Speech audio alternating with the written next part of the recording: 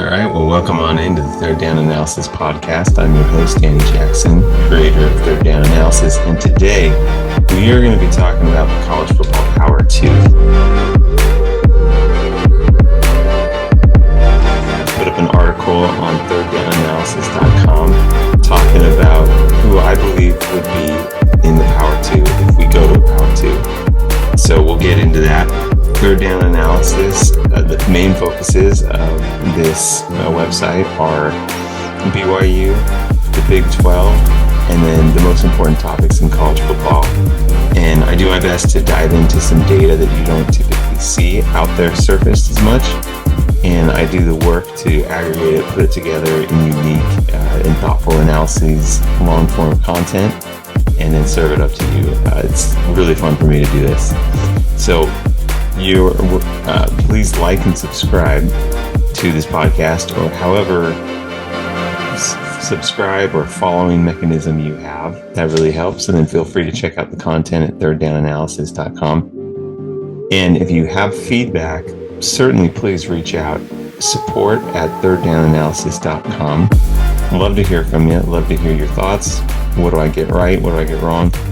And the content today that we're going to go through certainly has room for that kind of debate, and looking forward to that. Now, this show is not sponsored, so in place of the ad reads, I have started reading some jokes that I find hilarious, and some puns that you will either cringe or you will laugh. You will die laughing. So if you see an Apple store get robbed, does that make you an eyewitness?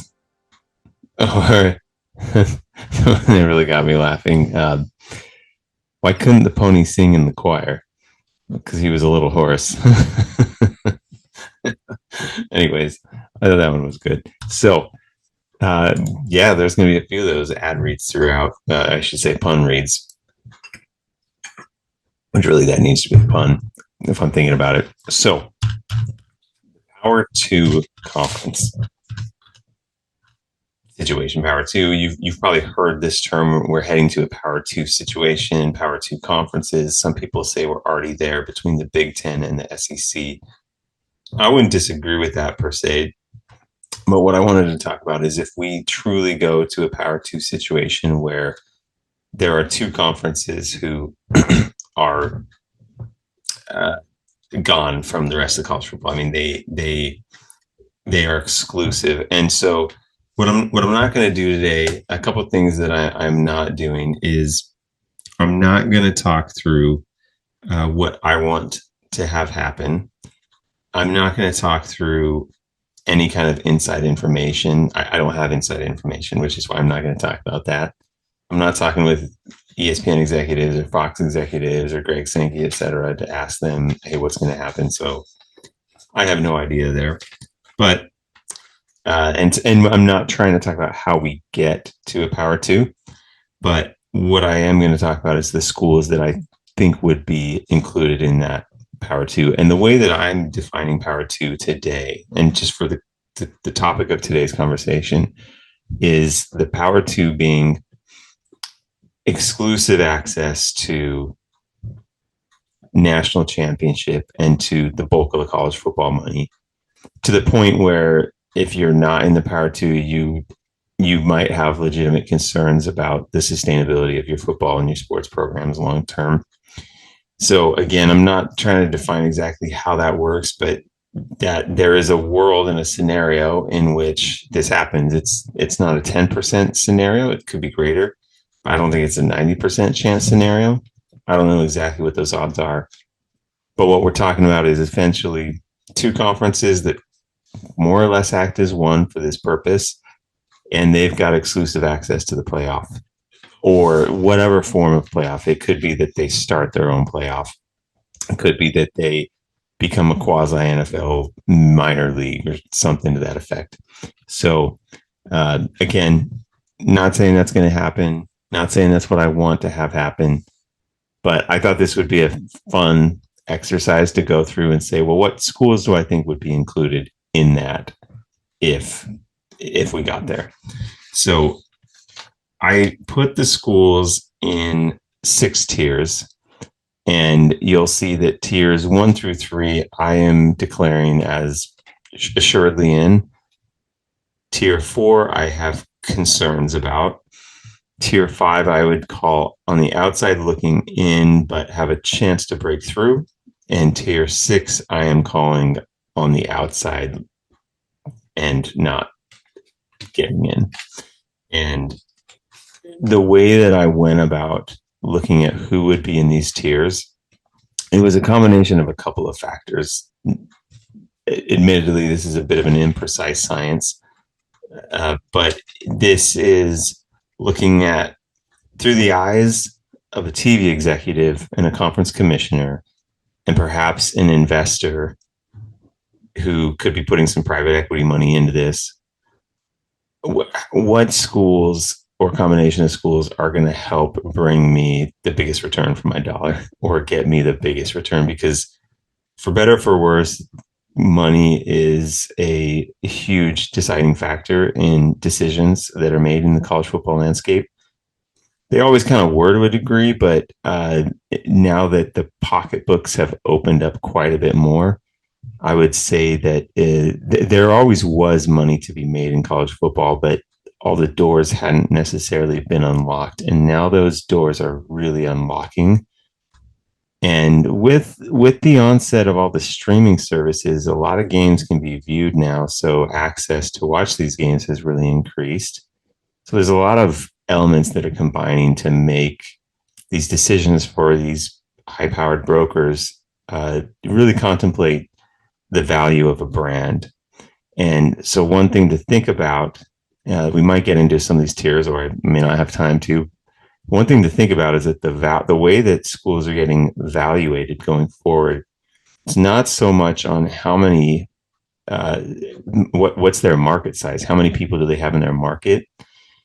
That was the case for Rutgers in the early 2010s when they got added to the Big Ten, is they brought the New York market with them, New York and I guess some of the Philly market with them. But they have not been competitive for the duration of their time in the Big Ten. They've been competitive from season to season. They actually were pretty decent this last season.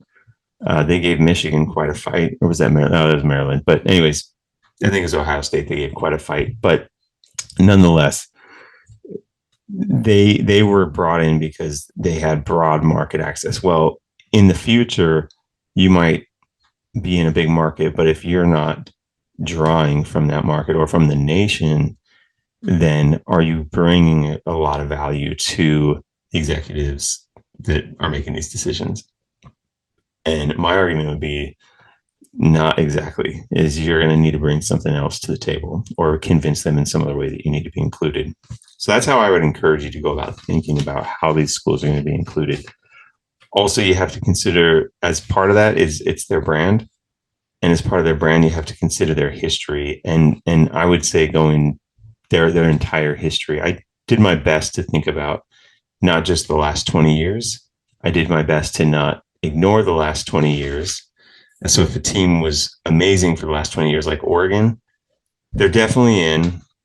Are they in the top tier? Well, probably not, because they haven't really been a competitive program until Phil Knight decided to give them $7 trillion, which shows you how much money can impact an organization, a football program.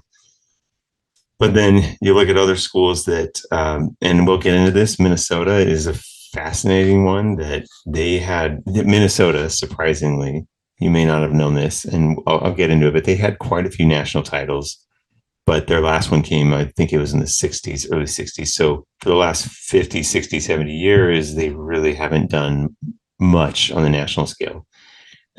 So think about those programs that have consistently been really good. That's going to be, you're going to be more likely to be in. So, all right, let's go through these tiers here. So, and like I said, you can find this on thirddownanalysis.com, the college football power to which schools would be included. So I've got tier 1 through 6. So I'll give you the names and I'll give you whether or not I think they're in. So tier 1 is College Football's Foundation. They're in, there's no question. Tier 2, I'm calling a second string. they're in. Tier 3, Along for the Ride, also in. Tier 4 is my favorite. Don't Forget Me, but Don't Focus on Me. I think they're on the bubble, to use a basketball term, in honor of March Madness. Tier 5, I call them the draft night risers. They're on the bubble. So these are the schools that they could make a run at it. And that's where, if you have a dog that could be in that fight, that's where you're gonna really have an opinion. And then tier 6, also you're gonna have an opinion. I have them on the outside looking in. Right now I have them out. And if you're a fan of a program in tier 2 or tier 3, again, this is not about quality of program right now. There's some schools in those programs, and there's some schools in those tiers that you can make a case right now would be a top 10 program. Oregon and Ole Miss are a couple that come to my mind. But in terms of the landscape and where they go in, they're for sure in, but are they the decision makers? Well, I'd make the argument that no, they're not. So let me run through these schools. But before I run through these schools, this is another pun read. So what's the body temperature of a tauntaun? This is for all you Star Wars fans out there. What's the body temperature of a tauntaun? It's lukewarm. That was pretty good. And why did the hipster burn his mouth on pizza? Because he ate it before it was cool. So yeah, I like that one. Okay. So tier 1. I've got Alabama, Georgia, LSU, Michigan, Notre Dame, Ohio State, Oklahoma, Texas, and USC. So a way to think about these schools is it'd be like playing the NBA without the Lakers or the Celtics. It'd be like playing in the NFL without the Cowboys, Packers, 49ers. This is for all of you football, like football fans, English Premier League, Champions League. This is like playing in those leagues without Barcelona, without Real Madrid, etc. So these are the foundational programs upon which college football has been built, and these 9 teams. So I put 9 in this tier. Those 9 teams alone, between the 9 of them, they have, I wrote it down here, they have 74 national championships. That's incredible to me. And 62% of the time, one of these teams is going to win the national championship. Another way to think about these teams is if you have a 10-2 Notre Dame, a 10-2 tier 1 team. So a 10-2 Michigan, a 10-2 Notre Dame, a 10-2 Ohio State, 10-2 Oklahoma, etc., Texas, USC. 9 times out of 10, they are going to be ranked higher in the polls than a 10-2 Ole Miss, or maybe a 10-2 Oregon, or a 10-2 Arkansas, or a 10-2 Tennessee, or a 10-2 Kansas State. And that is the power of a brand. And that's what these schools have going in their favor. And they have been building these brands for decades and multiple centuries in some cases. In fact, Alabama, what I count up, they've got 15 national titles. Most of these schools have titles going back to the early 1900s. Michigan, first title was 1901, LSU 1908, Alabama 1925, Notre Dame 1919, Ohio State 1942, Oklahoma 1950, Texas 1963. So a little bit more recent. USC 1931.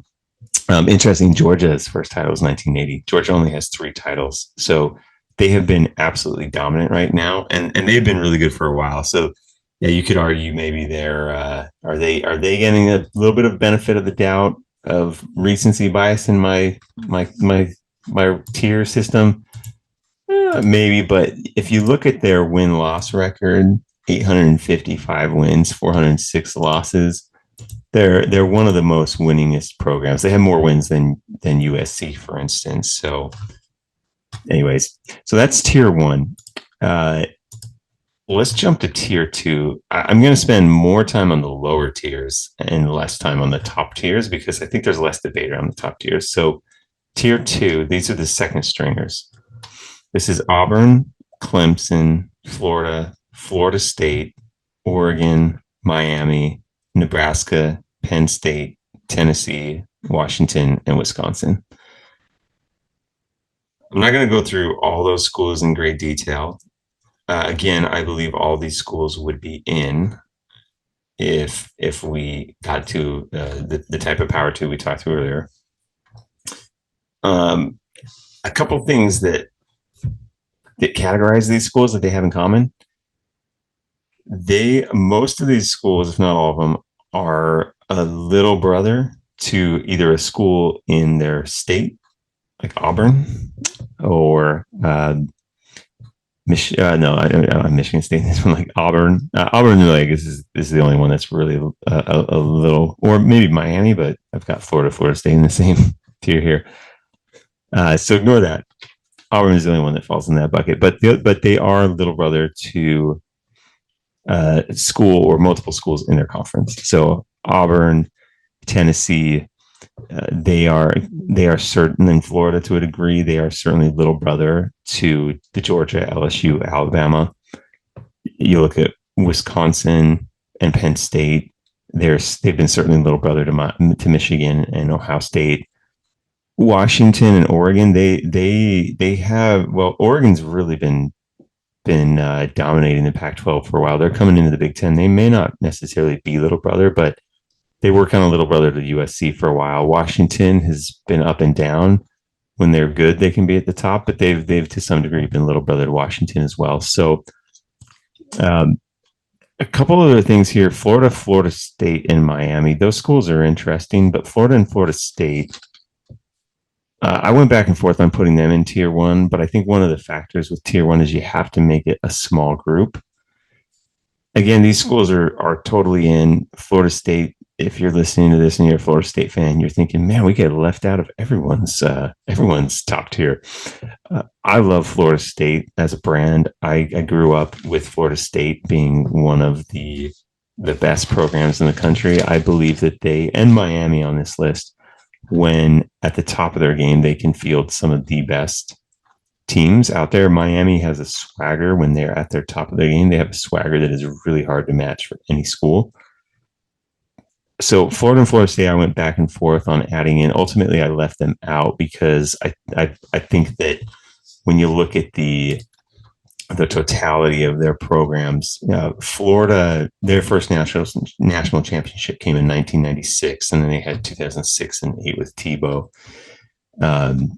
So I guess 2006 wasn't as much with Tebow, even though he's on the roster, but their surge came later. They do have a pretty good win-loss record overall, but and then Florida State, so they haven't been playing as long. They've only been playing 70 seasons as compared to 111 for Florida, for instance, or Georgia, Alabama. They've been playing for 120.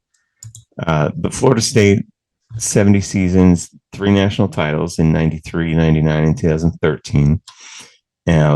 Some people think they might have been able to do it this year. They not with Jordan Travis being hurt, but nonetheless, these schools are so close. They're like 1A schools, but ultimately I left them out of tier one. Again, in the power two. Wanted to hit on Miami and Nebraska real quick because some people might be thinking, why would you have them in tier two when Nebraska has not done much since, let's see, 2012 was the last time they had a 10-game winning season.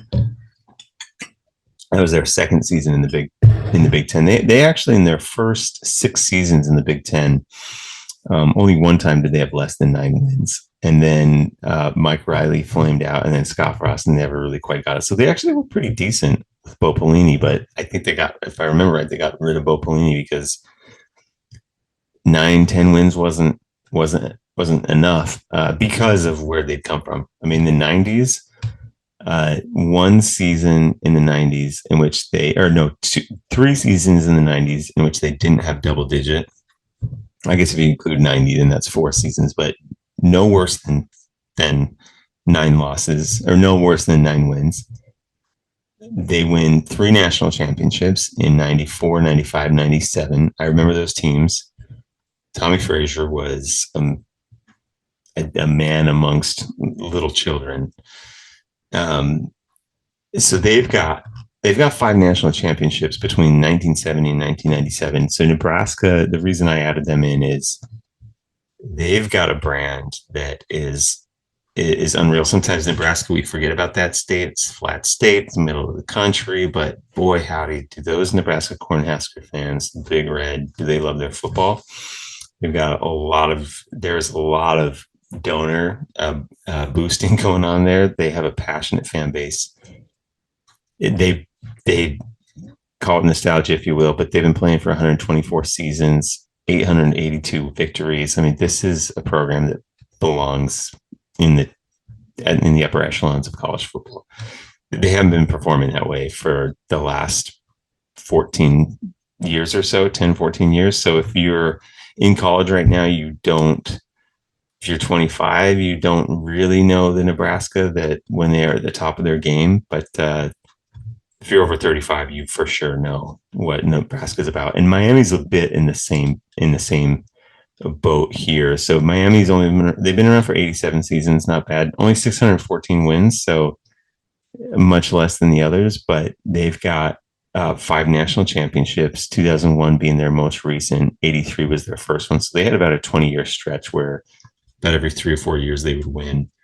And they have also struggled since really the last 20 years. They've only had one 10-win season under Mark Richt. They could get over that 10-win victory total this year. I think people are really high on them, but you look back to the 90s, 2000s, 80s, this program was pretty dominant. So I'll grant, if you look back over time, even previous to that, okay, they weren't quite as good, but they were so good when they're at the top that it is hard to take them away. And they have such a good brand when they're on that's why I put them in the tier 2, even though they're not currently performing like a tier 2 school. Last thing I'll say is Clemson. This is a program that, had they not won what they did in the late 2010s, would they have been a tier 2 school? I don't know. They have 3 national championships, 1981, 2016, 2018. I probably wouldn't put them in tier 2 had they not had that late run with Dabo, in which they were dominant. I mean, they were really dominant. But if you look back, they're a good program. I would have put them in tier 3 if you take away those 2 championships. But if I'd done this 4 years ago, then you start thinking, well, God, maybe they belong in tier 1, maybe. But Clemson, I wrote an interesting article about Clemson and why they could be one of the most interesting teams this year. So I'd encourage you to check that out. What they're doing with conference realignment, it's not a surprise. I wrote about it. Not that I had sources, and this is not me saying I predicted that they would do anything. So I'm not breaking any news there. I simply said watch them because they're going to be less vocal than Florida State, and they might do something because the reports were that they were moving along with Florida State, and that's coming out now. So, but also watch to see how if they are already out of the top 10 in terms of programs, they could be drifting to maybe a top 25 team every so often. But really watch to see how they perform and how they handle the transfer portal, which they have not really been users of the transfer portal. So you got to wonder, are they falling behind? But it would be the end of an era. So it's really fascinating to watch that. Okay, moving on. Outside of tier 2, love to get into more. I wish I could get into more of these schools, just talk for hours. But we're going to move along. Tier 3, call this along for the ride. All right, Arkansas, Iowa, Michigan State, Mississippi State, Missouri, Ole Miss, South Carolina, Texas A&M, and UCLA. All right, so 6 of these 9 schools are in the SEC. And I simply have these schools as they're the kinds that are saying, we're in, we're good. Hey man, we're just along for the ride. You're asking them, hey, where you want to go? Doesn't matter. We'll go wherever you want to go. We're just along for the ride. Something that I thought categorized these schools is they're either perpetually good under the radar, like Iowa, great example. When you try to cite off who should be in your top 10, Iowa is usually the one school that you forget. You're going through, okay, yeah. So there's 5 undefeated schools: Michigan, Alabama, Georgia, Ohio State, USC. Okay, then you got a couple one-loss schools: Texas, Oklahoma. Throw in Oregon as a one-loss school. And then you've got a 2-loss LSU. Okay, so they're number 8 or something. And then you get to number 9 and number 10. You're trying to round it out, and then you realize, hold on a second, wait, Iowa's still undefeated? Oh, I didn't know that. Iowa's probably, their defense has probably given up about 14 points over the last decade, and their offense has only scored probably about 17 points, but they have managed to be really, really good throughout that time span. So they are good at staying on the radar. But all these schools, they're really good at having a year or two where they really pop, and then they kind of drift back into that. All right, I think they were 8-4 last year, or maybe they're 6-6.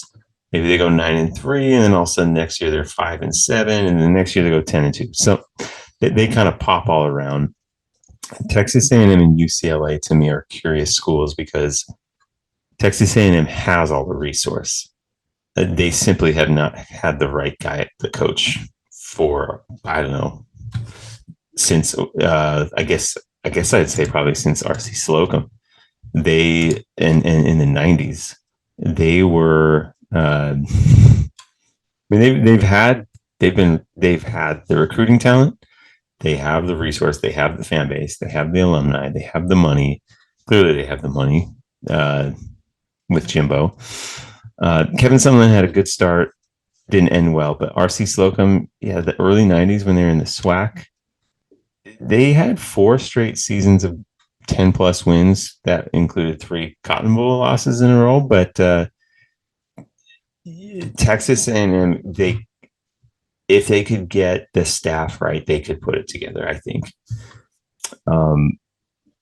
UCLA, another school, they're curious to me because they actually don't have a great win-loss record. They've had 3 10-win seasons since 2005, and since 1997 they've only had 5 10-win seasons. Most of the time they're like an 8, 9, 6, 7-win team, but they're right there in California. They got the benefit of going along with USC, so I know that they're not going to be left behind, and huge alumni base. What's curious to me is that as we move into a world where NIL makes college football closer to the NBA than it was prior, where you can sort of play the attract free agent game. And I know that there's nuances to NIL that are good and bad, but you'd think that UCLA could bring in more talent. So that's curious to me. The only other school I'll mention here, Michigan State, they had, when I looked them up, they had 3 national titles, 52, 65, and 66. So it's been a long time, but they're another one of those schools where they had that 11-2 season in 2021, but they had a pretty good stretch actually under Mark D'Antonio that had some bad seasons interspersed, but they had 6 10-win seasons under him. Prior to that, though, they weren't that great until Nick Saban's last season in 99. But anyways, so they're, again, a little bit being little brother to Michigan, Ohio State. All right, so we're going to move down to tier 4. This is where the fun starts. This is the don't forget me, but don't focus on me. I had them on the bubble. I think they would get in if I had to put my life on it. But again, if we're talking about what brands really bring value, here I have Illinois, Indiana, Kentucky, Maryland, Minnesota, Northwestern, Purdue, Rutgers, Vanderbilt. 7 of those 9 are in the Big Ten. They are largely victories for the big boys. That is the value that I see that they are bringing. And I don't mean that to disrespect the schools, to disrespect the programs. Purdue just played in the national title in basketball last night. And these a lot of these schools are good in other things than football. And they will have their season where they are good in football. Purdue was in the Big Ten title game last year. Kentucky's had a decent stretch recently. Illinois also had a couple of national titles. Minnesota. So this to me was intriguing. Minnesota has 6 national championships, but the last one was in 60. So 1934, 35, 36, 40, 41. Really good right before and during World War II. And then 1960. But again, since then, haven't done a lot. They've had 2 10-win seasons. 2019, 2003, and then you go back further, and the last time they had a 10-win season was in 1905. So here's where I go with these. Again, if you want to put on a Minnesota versus Rutgers matchup in this Power 2 conference world, is that inventory going to draw you as many eyeballs as an Alabama versus Texas, or as an Oregon versus Michigan, or as an LSU versus Arkansas, or LSU versus Clemson?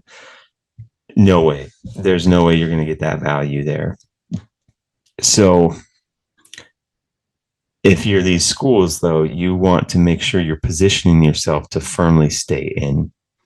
Now, I think one of the potentially upcoming struggles in the Big Ten, if just added 4 schools, they're going to 18. I'm going to be so curious to see if they can manage that many schools for multiple years. Because that's 18 ADs, 18 school presidents. I mean, that's 36 people right there that Tony Petit's got to figure out how to manage.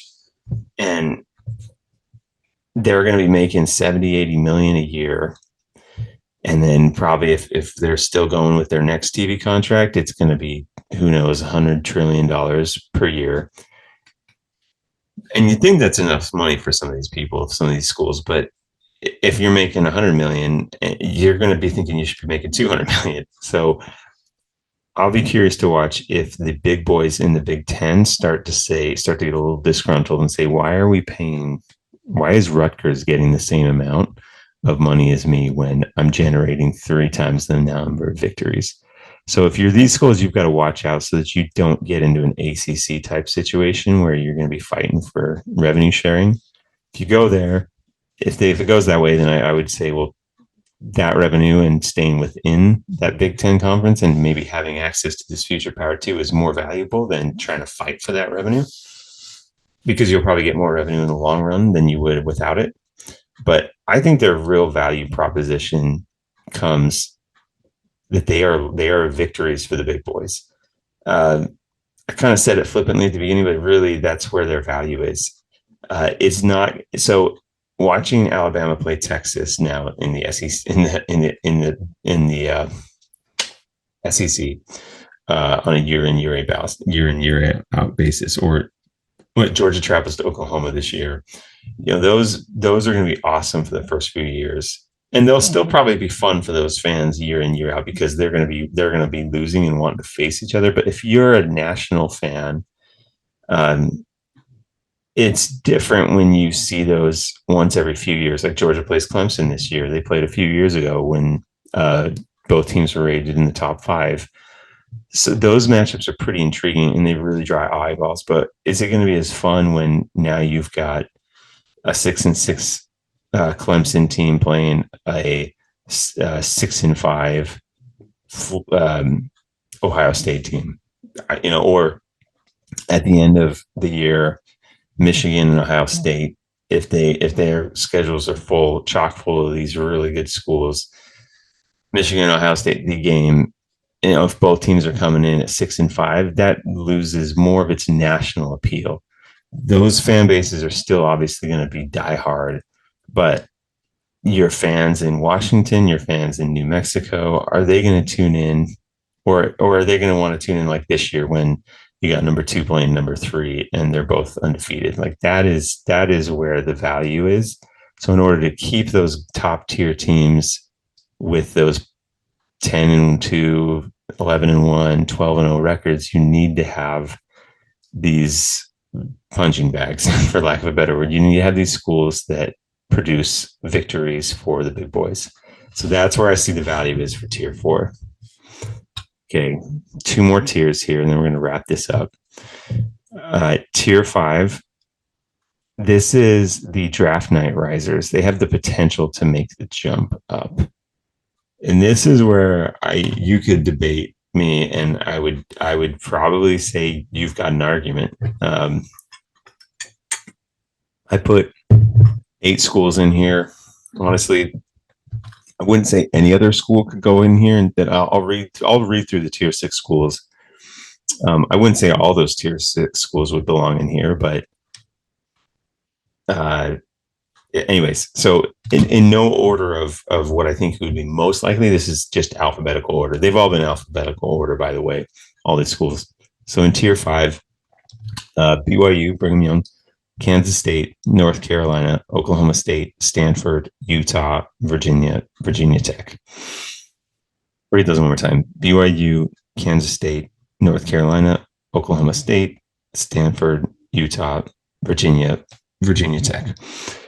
All right. Now, why did I put these through here? I'll try to go through these pretty quickly. BYU has a national footprint, national brand. Honestly, it's an international footprint, international brand. The BYU fans, you understand this, you know this. Those who have started to follow BYU or play against BYU, you might know this as well. Those of you who do not follow BYU as closely, the sponsor institution, so BYU is a private school. The sponsor institution is the Church of Jesus Christ of Latter-day Saints. I am a member of that church, proud member, and that is an international Christian faith. And the alumni from that school, or not even alumni, but just a lot of members of that church tend to follow BYU. So if you're a TV executive, if you're a conference commissioner, you know that this school is going to be able to bring you eyeballs. Like it is going to be guaranteed eyeballs, and that was a big reason why they got included in the Big 12 in this most recent round of realignment. All right, and they also have a national championship from 1980, and they usually field a pretty good team. Kansas State, they've been one of the cream of the crop in the Big 12 for most of the Big 12 existence, and so.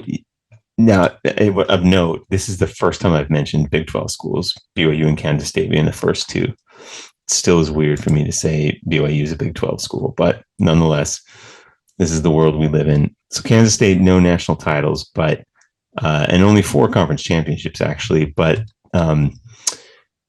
they starting in the early to mid 90s, they under Bill Snyder, they really started to have a run. And they've been really good since then. So they've had a upward trajectory, and under Chris Kleiman, they've started to reemerge again. Bill Snyder was coach for a long time. He had 2 stints there, but and that's why their stadium is named after him.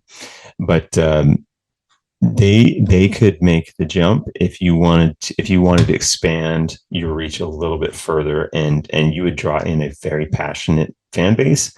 And as the outside viewer, Kansas State is an intriguing school. They're a quieter school. They're like an Iowa type, but they bring a toughness and a tenacity that makes for good games.